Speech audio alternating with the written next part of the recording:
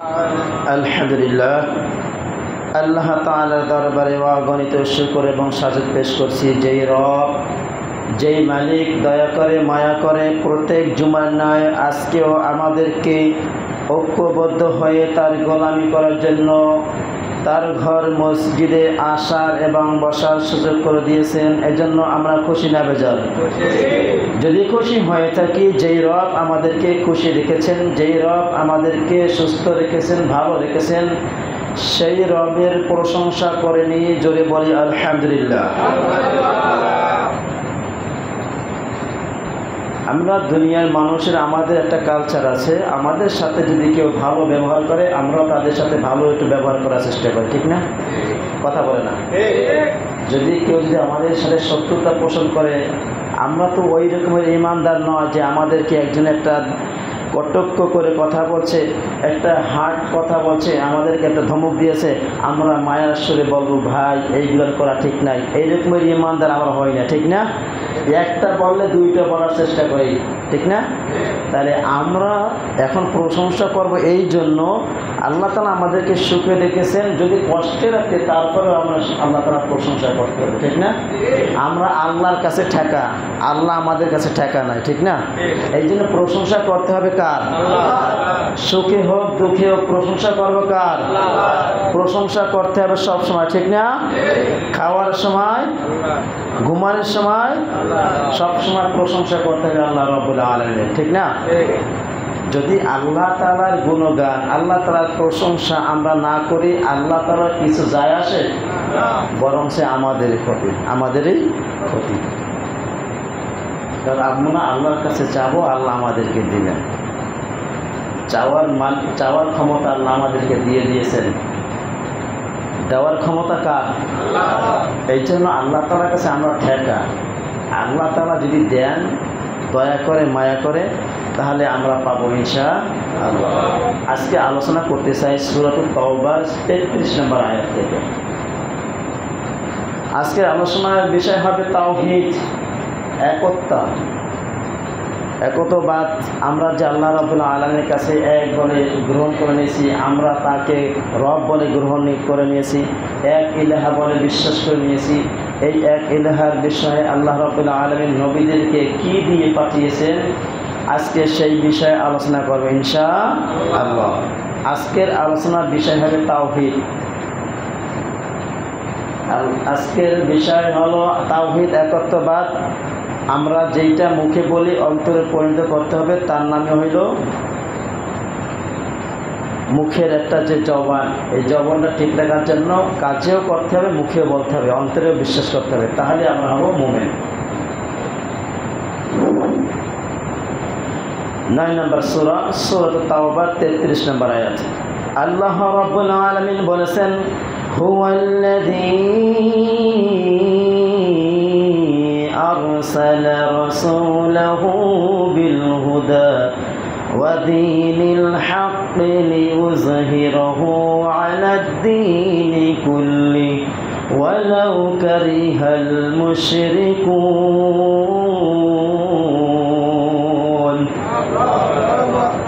আল্লাহ রাব্বুল আলামিন বলেছেন, অবশ্যই আল্লাহ রাব্বুল আলামিন রাসূলকে পথ নির্দেশ ও সত্য দিন সহকারে পাঠিয়েছেন। আল্লাহ রাব্বুল আলামিন নবীদেরকে সত্য পথ নিদর্শনকারী হিসাবে আল্লাহ রাব্বুল আলামিন তাদেরকে পাঠিয়েছেন, যাতে তিনি সকল প্রকার দিনের উপর বিজয় করেন। মুশরিকরা একে যতই আল্লাহর অপছন্দ করুক না কেন, আল্লাহ রাব্বুল আলামিন তার দিনকে বিজয় করবেন। তাদের মুশরিকদের যায় কিছু আসুক না কেন, এটা আল্লাহ তাআলা কিছু যায় আসে না। লিইউহিক্কাল হাক্কা ওয়া ইউবতিলাল বাতিলা ওয়ালাউ কারিহাল মুজরিমুন। লিইউহিক্কাল হাক্কা ওয়া ইউবতিলাল বাতিলা ওয়ালাউ কারিহাল মুজরিমুন। আল্লাহ রাব্বুল আলামিন বলেছেন, আমি সত্যকে আমি সত্য পরিণত করব, মিথ্যাকে মিথ্যা পরিণত করব, তাতে যদি অমুসলিম, অমুজরিমিন, কাফের, মুশরিক এদের কিছু যায় আসে না। আমি রব যেটা করব, যেটা সিদ্ধান্ত নিই সেইটাই করব। আমার রুলস, আমার নিয়ম, আমার যে একটা মাপকাঠি আছে, এটার পরিবর্তন হবে না। নবীজিকে পাঠিয়েছেন সত্য দিন সহকারে, যাতে আল্লাহ ভোলা লোকগুলোকে আল্লাহওয়ালা বানাতে পারে। নবী রাসূলকে তখনই পাঠায় যখন জমিনের উপরে ফিতনা ফাসাদ, ঝগড়া ক্যাচকেচি, মারামারি, খুন খারাপি যখনই এটা হয়, মানুষকে এই থেকে ফেরানোর জন্য আল্লাহ রাব্বুল আলামিন নবীদেরকে পাঠিয়ে দেন।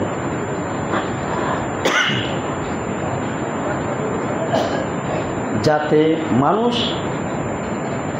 সুন্দরভাবে সুশৃঙ্খলভাবে শান্তিতে বসবাস করতে পারে। আল্লাহ রাব্বুল আলামিন জমিনকে বানিয়েছেন আমাদের আরামদায়ক হিসাবে, আসমানকে জমিন ছাদ হিসাবে বানিয়েছেন।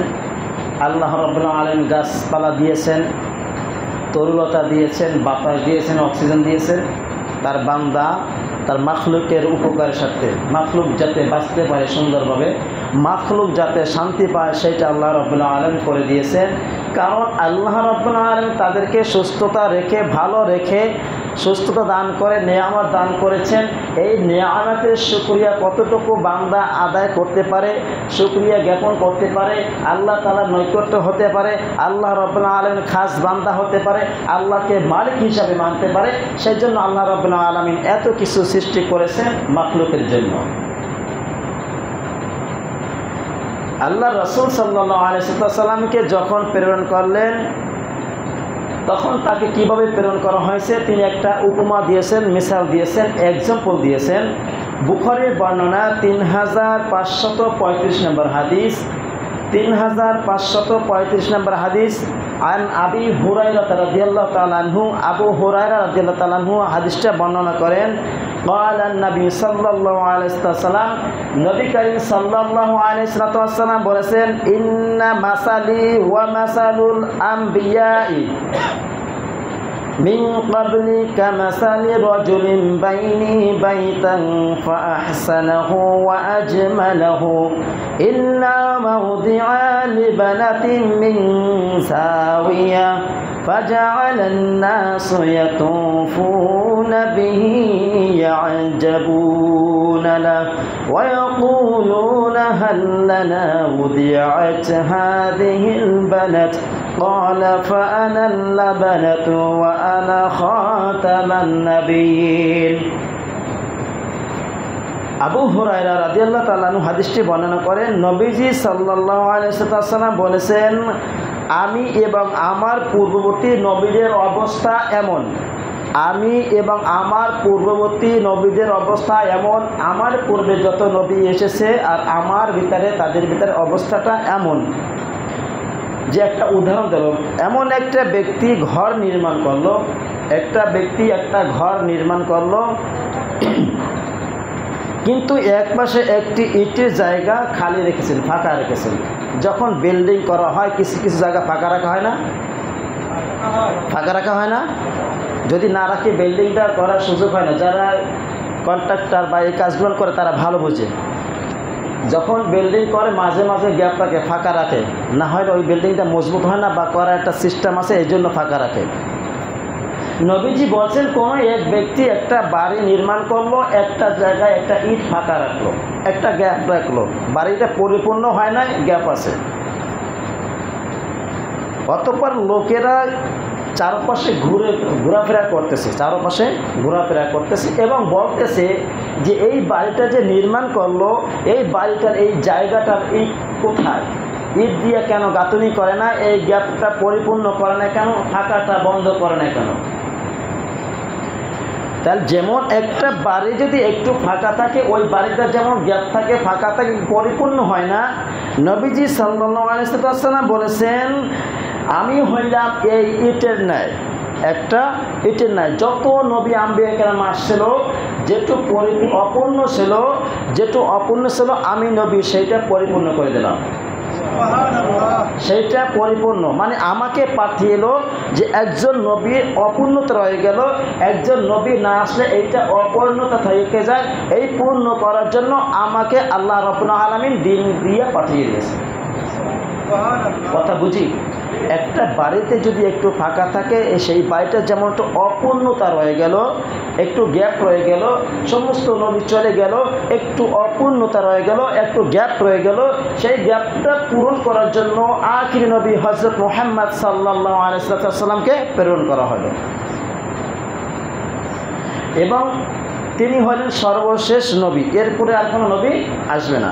সূরাতুল আহজাব 40 নম্বর আয়াত, আল্লাহ রাব্বুল আলামিন বলেছেন, মা কানা মুহাম্মাদুন আবা আহাদিম মির রিজালিকুম ওয়ালাকিন রাসূলুল্লাহি ওয়া খাতামান নাবিয়্যিন ওয়া কানা আল্লাহু বিকুল্লি শাইইন আলিমা। এটা আমরা বেশিরভাগ পড়ি কোন সময়? দুরূদ পড়ি, মিলাদ পড়ি, তখন ঠিক না? এই আয়াতটা বেশি পড়ি না? মা কানা মুহাম্মাদুন আবা আহাদিন মির রিজালিকুম, মুহাম্মদ সাল্লাল্লাহু আলাইহি ওয়াসাল্লাম তোমাদের কোনো পুরুষের পিতা নন। মুহাম্মদ সাল্লাল্লাহু আলাইহি ওয়াসাল্লাম তোমাদের কোনো পুরুষের পিতা নন, তবে আল্লাহ রাসূল ও সর্বশেষ নবী। আল্লাহ তাআলা তাকে এই নবী হিসেবে পাঠিয়েছেন। আর আল্লাহ সকল বিষয়ে সর্বজ্ঞ, সব কিছু জানেন, জ্ঞানবান, একমাত্র জ্ঞানের অধিকারী যিনি, তিনি হলেন আমাদের রব। তাহলে আমাদের আখিরি নবী হযরত মুহাম্মদ সাল্লাল্লাহু আলাইহি ওয়াসাল্লাম আসলেন শেষ জামানায়, তারপরে কোনো নবী আসবে না। তিনি আমাদেরকে কি মেসেজ দিয়ে গেলেন, তিনি আমাদের জন্য কি করে গেলেন, তিনি আমাদের জন্য কি করার চেষ্টা করেছেন। নবী গোত্রের জন্য চেষ্টা করেছেন, জনগণের জন্য চেষ্টা করেছেন, পরিবারের জন্য চেষ্টা করেছেন, রাষ্ট্রের জন্য চেষ্টা করেছেন, সমস্ত মানুষের জন্য চেষ্টা করেছেন। কল্যাণময় কিছু করা যায় কিনা সেই চিন্তা ভাবনা করে আল্লাহ রাব্বুল আলামিনের হুকুম অনুযায়ী তিনি কাজ করলেন। আর আল্লাহ রাব্বুল আলামিন তাকে দয়া করেছেন, মায়া করেছেন, বিদায় তিনি সাকসেস হয়েছেন, দিন প্রতিষ্ঠা করতে পারছিলেন, ঠিক না?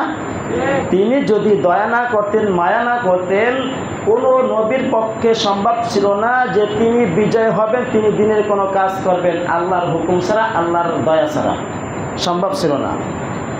প্রত্যেকজন নবীকে আল্লাহ রাব্বুল আলামিন সাহায্য করেছেন, আর সাহায্য করার মাধ্যমেই তাদের ঈমানটা আরও বৃদ্ধি হয়ে গেছেন। সাহাবায়ে আজমায়ে কিরাম দেখেছেন, বিদায় তাদের ঈমানটা আরও বেড়ে গেছেন, তাই না? মুসা আলাইহিস সালামকে আল্লাহ রাব্বুল আলামিন তাকে দরিয়া পার করাবেন, যখন সমুদ্রের পাশে গেলেন তখন দেখছেন বিশাল সমুদ্র, কোনো পথ নাই। ইন্না লামুদরাকুন, তার সাহাবীরা বলছিলেন, হে আল্লাহর মুসা, আমরা ধরা খেয়ে গেলাম, আমরা ধরা খেয়ে গেলাম। মুসা আলাইহিস সালাম বলছেন, ভয় করো না, আমাদের সাথে কি আছেন? আল্লাহ আছেন। তাহলে আল্লাহ রাব্বুল আলামিন মুসা আলাইহিস সালামকে একটা মুজিজা দিয়েছিলেন, মুসা তোমার হাতে যে একটা লাঠি দিয়েছি, সেই লাঠি দ্বারা পানিতে সমুদ্রে আঘাত করো, বাকি কাজ আমি করে দেব। নবী মুসা আলাইহিস সালাম পানিতে আঘাত করেছিলেন, 12টা রাস্তা হয়ে গেছিল না? হয়েছিল না? তা সাহায্য করেছিলেন না? আল্লাহ তাআলা বলেন, ওয়ালা তাহিনু ওয়ালা তাহজানু ওয়া আনতুমুল আ'লাউনা ইন কুনতুম মুমিনিন, যদি তোমরা মুমিন হও, তোমরা চিন্তা করো না, তোমরা ভয় করো না, তোমরা বিজয়ী হবে, তোমরা বিজয়ী হবে। তাহলে মুসা আলাইহিস সালামকে আল্লাহ রাব্বুল আলামিন এই দরিয়া পার করে উপরে নিয়ে গেছিলেন, আর মুসা আলাইহিস সালামের শত্রুদেরকে ইঁদুরের মতন চুবাইয়া তারপরে নদীতে মারেন নাই? সাহায্য করেছিলেন কি? আল্লাহ করেছিলেন না? আল্লাহ যদি সাহায্য না করতো, মুসা আলাইহিস সালাম তার কম, এদের ক্ষমতা, শক্তি, সামর্থ্য কোনোটা ছিল না ওই সমুদ্র পার হয়ে ওপার যাবে, ছিল? আল্লাহ তাআলা তাদেরকে সাহায্য করেছিলেন না? এরপরে আল্লাহ রাব্বুল আলামিন যেমন মুসা আলাইহিস সালামকে সাহায্য করেছেন, তেমনি আল্লাহ রাব্বুল আলামিন হযরত ইউনূস আলাইহিস সালামকে সাহায্য করেছিলেন মাছের পেটে বসে, করছিলেন না? আল্লাহ তাআলা যদি তাকে সাহায্য না করতো, আর ইউনূস নবী ওইখানে বসে, তার ক্ষমতা ছিল না, মাছের পেট ফাইরা তারপর বের হবে, ক্ষমতা ছিল? সেই জন্য আল্লাহ রাব্বুল আলামিন সাহায্য করেছেন, বিদায়ী প্রত্যেক নবী বিজয়ী হয়ে গেছেন, ঠিক না? ইব্রাহিম আলাইহিস সালামকে আল্লাহ রাব্বুল আলামিন দেখতেছেন আগুনের ভিতরে ফালাইতেছেন, আল্লাহ রাব্বুল আলামিন তো পারতেন কোনো উপর থেকে আসমান থেকে কোন রহমতে ফেরেশতা নিয়ে তাকে উঠাইয়া নিয়ে যেতে পারতেন না?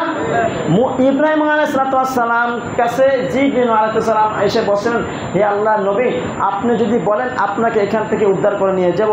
তখন ইব্রাহিম আলাইহিস সালাম বলেছেন, আমার রব, আমি যে এই আগুনের ভিতরে আছি আমার রব দেখতেছে না? জিবরিল আলাইহিস সালাম, হ্যাঁ দেখতেছে।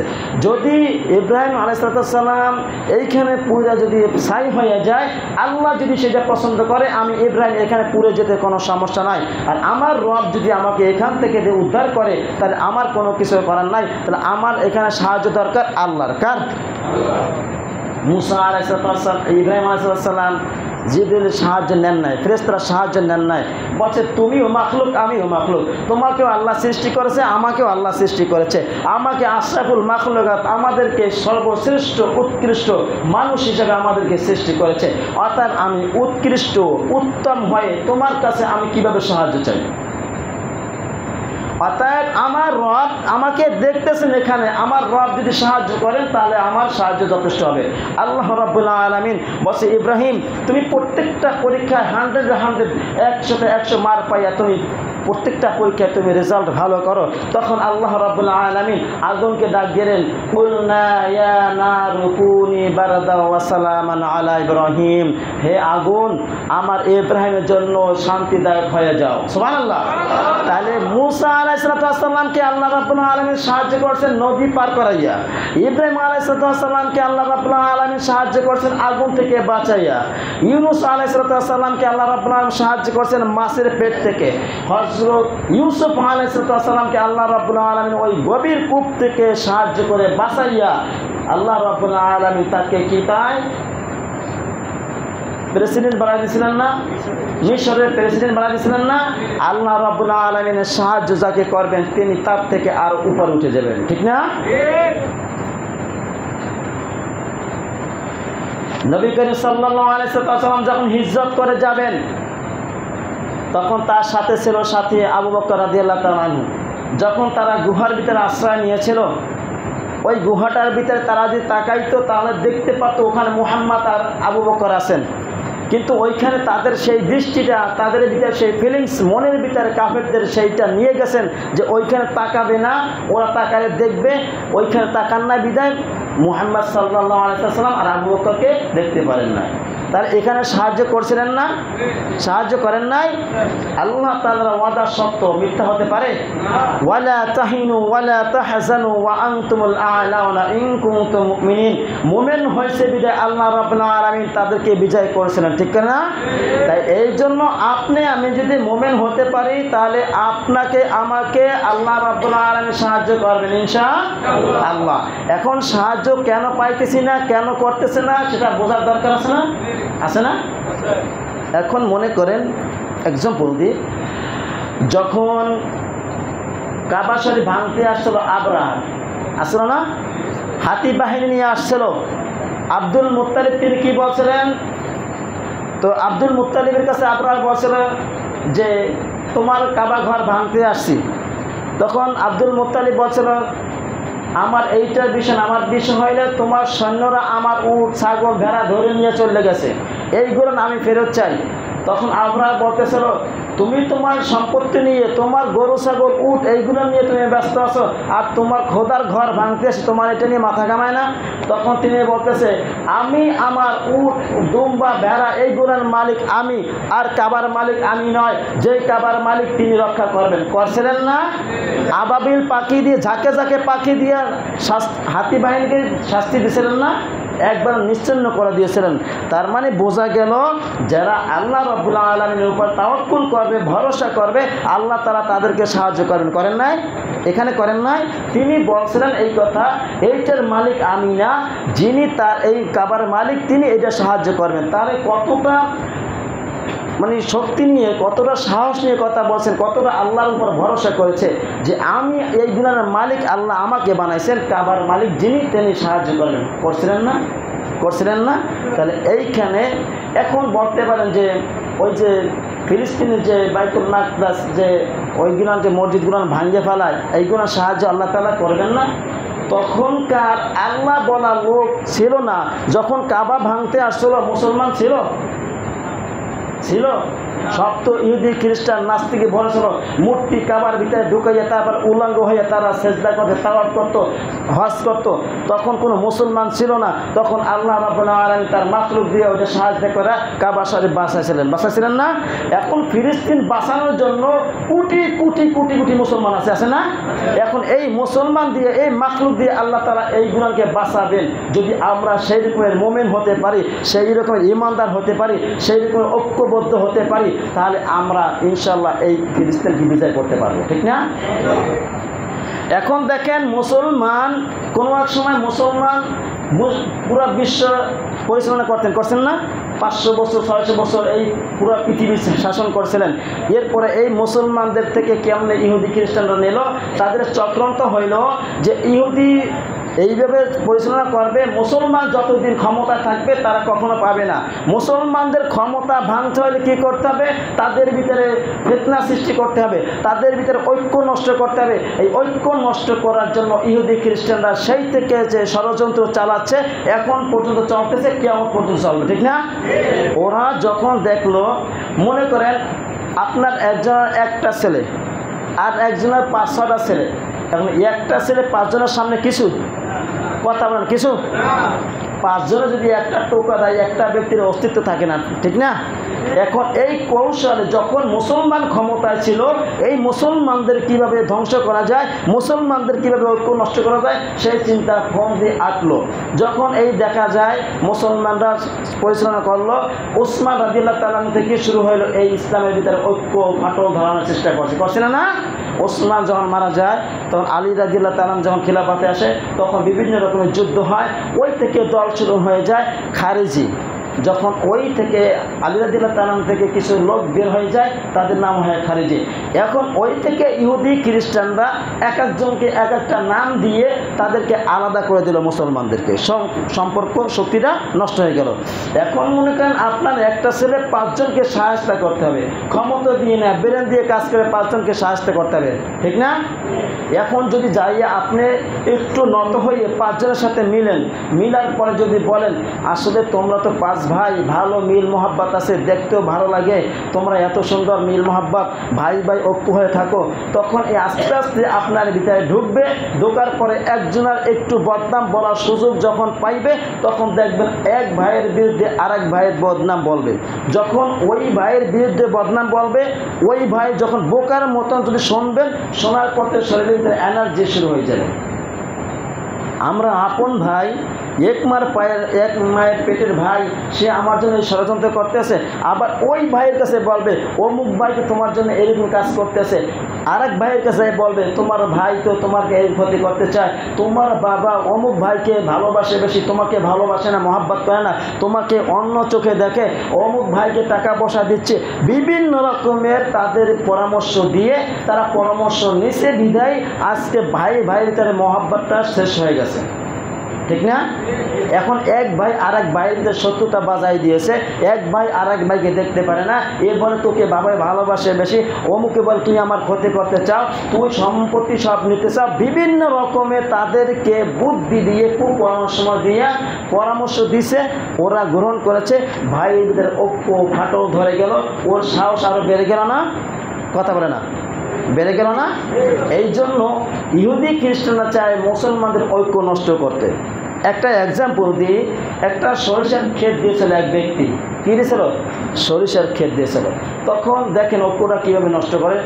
একজন হইলো সাহায্য করা যায়। এখন সরিষার ক্ষেত থেকে 4 বন্ধু হাঁটে যাচ্ছে, 4 বন্ধু হেঁটে যাচ্ছে। এখন সরিষার ক্ষেত থেকে যদি কোনো মানুষ 4 জন সিরিয়ালভাবে হাঁটতে যায়, সরিষা ক্ষেত থাকে একবার নষ্ট হয়ে যায় না? যে সরিষা ক্ষেতের মালিক তিনি দেখতেছে যে এই অবস্থা। এখন মালিক চিন্তা করতেছে এই 4 জনের সাথে আমি যদি মারামারি করতে যাই, তাহলে কিন্তু এটা আমার পক্ষে সম্ভব না, আমাকে মাইরে ফেলাই। এখন সে চিন্তা করতেছে, এখন তাদের সামনে গেছে, আরে ভাই আপনাদের সাথে আমার সাথে দেখা হবে এটা কল্পনাও করতে পারি নাই, আপনাদের পায়ে আমি ধন্য, আমার মনটা ভরে গেল, আপনাদেরকে আমি মেহমানদারি করাতে চাই। এখন ওরা চিন্তা করতেছে, বলতেছে ভাই আপনি কে? বলতেছে ভাই এই যে আপনাদের পায়ের ধ্বনিতে পায়ের যে আঘাতে এই যে শস্য ক্ষেতগুলো নষ্ট এইগুলো করছেন, আমিটা আমাকে কাছে খুব ভালো লাগে। আমি গর্ববতী মনে করি যে আমাকে এত সুন্দর আপনারা আসবেন আর আমার ক্ষেতে আপনারা পা দেবেন, মানে পাম্পট্টি দিয়ে তেল তুলা দিয়ে যত ছিল সব দিছে, ওরা কইলা কি হয়ে গেছে, কলা গাছ হয়ে গেছে। এখন চিন্তা করতেছে, দেখছো আমাদেরকে এত ভালোবাসে, দাওয়াত দিছে চল খাই।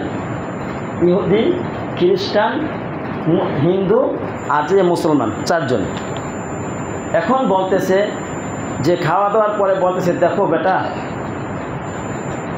ইহুদি, খ্রিস্টান, নাসারা, এখন তিনজনকে বলতেছে, দেখ বেটা, ইহুদি এরা তো মুসলমান, এরা তো আমাদের শত্রু না, ওরা ইহুদি, ওরা আমাদের সাথে এত ক্ষমতা দেখাইবে কেন? এখন তিনজনকে পরামর্শ দিয়েছে, ফুলাইছে, বেটা ও তোরা নাহলে করলি ঠিক আছে, ওই ইহুদি বেটা ও করবে কেন? তিনজন আর এই মালিক একজন, চারজন ধরে ইহুদির এমন মায়ের দিয়েছে, মায়েরা শস্য খাতে ভিতরে ভালাই রাখছে। এখন বাকি আছে তিনজন। এখন বলতেছে, দেখ ইহুদি বেটা গেছে, আমরা না যাই, এখন দেখ ওই খ্রিস্টান, ওরাই আমাদের ক্ষতি করবে কিসের জন্য? এখন খ্রিস্টানের বিপক্ষে হয়ে কথা বললো মালিক। কথা বলার পরে ওই যে বাকি আছে হিন্দু আর মুসলমান আর মালিক, এই তিনজন মিলা খ্রিস্টানকে মার দিল, মায়েরা কোথায়?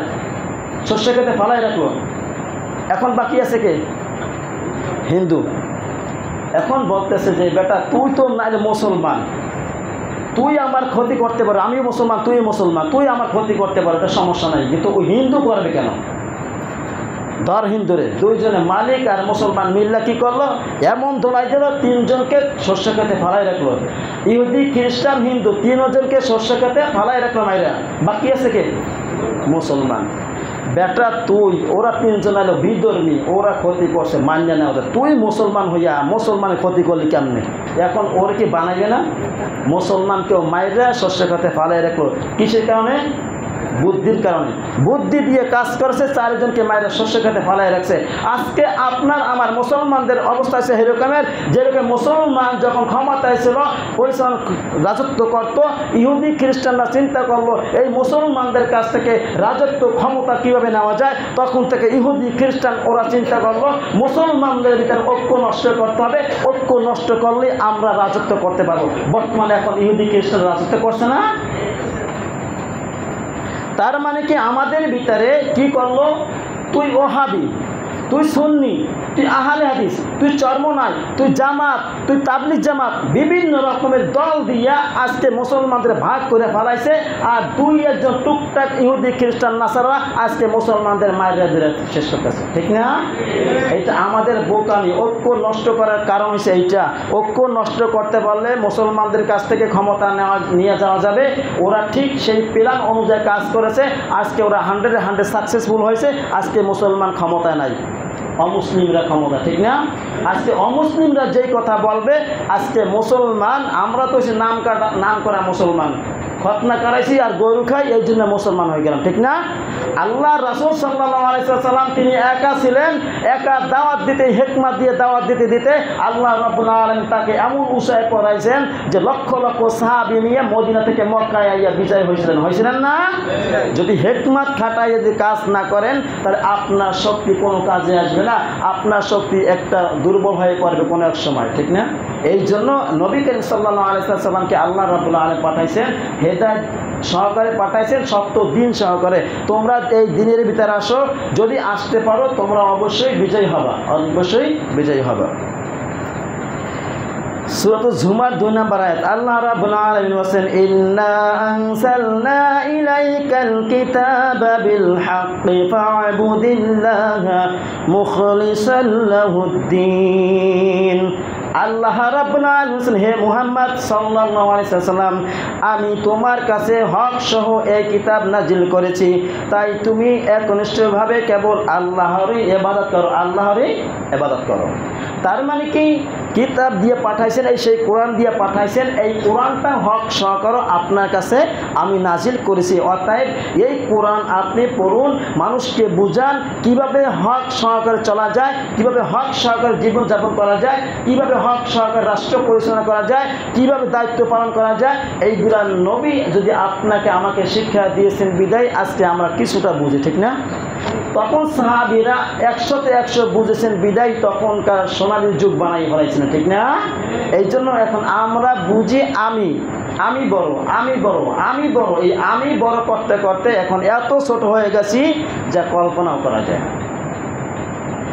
আল্লাহ রাব্বুল আলামিন বলেছেন, ওয়াত-তিনি ওয়াজ-যাইতুনি ওয়া তুরি সিনিন ওয়া হাযাল বালাদিল আমিন লাকাদ খালাকনাল ইনসানা ফি আহসানি তাকওয়িম।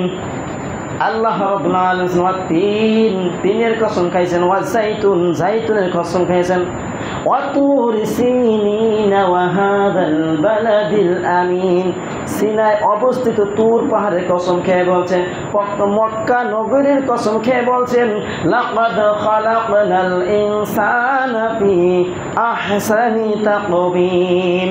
আমি মানুষকে সর্বোত্তম সর্বোৎকৃষ্ট হিসাবে আমি মানুষদেরকে সৃষ্টি করেছি।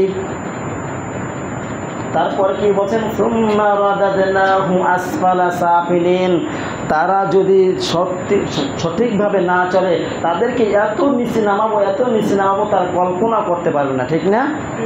ঠিক না? যখন আল্লাহ তাআলা সম্মান দেন মুহূর্তের ভিতরে আপনার সম্মান কাড়ে নিতে পারে না? পারে না? পারে না? কিছু নমুনা দেখছি না? আল্লাহ রাব্বুল আলামিন নবীকে পাঠাইছেন কিতাব সহকারে, কোরআন দিয়ে পাঠাইছেন। কোরআন অনুযায়ী মানুষকে দাওয়াত দেবেন, কোরআন অনুযায়ী আমল করবেন, তাহলে সঠিক পথে থাকবেন। এখন মানুষ বিভ্রান্তি বেশি হইতেছে, কোরআন বাদ দিয়ে বিভিন্ন রকমের পীরের লিখিত বই পড়ে মানুষ গুমরাহ হয়ে যেতেছে বেশি, ঠিক না? আপনার পীরে লাগবে একটা আয়াতের ব্যাখ্যা একরকমের, আর এক পীরে লাগবে এর ব্যাখ্যা এরকমের, নিজের মন গড়া কিছু কথা বলবে, একটা বই বের করবে, সংক্ষেপে বের করবে, বিস্তারিত পাবে না, ওই সংক্ষেপে বইটা সংক্ষেপে এলেম অর্জন করবে, জ্ঞান অর্জন করবে, তারপরে বড় ধরনের ব্যাঘাত হয়, সমস্যার সম্মুখীন হবে।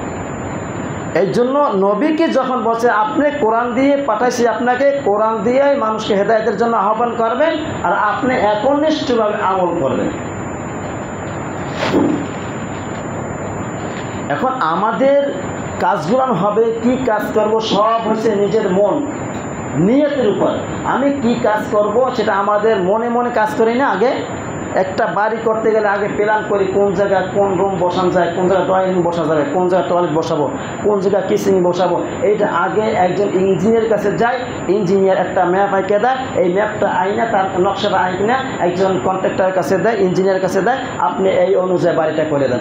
আগে প্ল্যানটা করছেন, আপনি কোন জায়গায় বাড়ি করবেন, কোন জায়গায় করবেন, কোন জায়গায় করলে আপনার পজিশনটা ভালো হয়, কোন জায়গায় করলে কোন রুম করলে ভালো হবে, সেইটা আগে আপনি চিন্তা ভাবনা করেছেন, নিয়ত করে রাখছেন এইভাবে এইভাবে করবো। পরে ইঞ্জিনিয়ারের কাছে দেন, ইঞ্জিনিয়ার দেখে দেখে আপনার বাড়িটা করে দেয়, ঠিক না? তাই নবীকে আল্লাহ রাব্বুল আলামিন কীভাবে পরিচালনা করবেন সেটা আল্লাহ তাআলা আগে পরিকল্পনা করে রাখছেন, এবং নবীকে দিয়েছেন মেসেজ যে তোমাকে এই মেসেজটা দিলাম, এই মেসেজ তুমি নিজে পড়ো, নিজেও এরপর অবিচল থাকো, জনগণের জন্য কাজ করো। আমার বান্দাকে যারা আমাকে ভুলে গেছে, আমার বান্দা ভোলা বান্দাদেরকে আমার দিকে নিয়ে আসো, এই জন্য নবীকে পাঠানো হয়েছে। এই জন্য আপনি আমি যদি নিয়ত করি, যেই রকমের নিয়ত করবো সেই নিয়তের উপরে আমার প্রতিফল পাবো, কাজের বিনিময় পাবো। ওমর ইবনুল খাত্তাব রাদিয়াল্লাহু তাআলা আনহু তিনি বলেন, ইন্নামাল আমালু বিন্নিয়াত।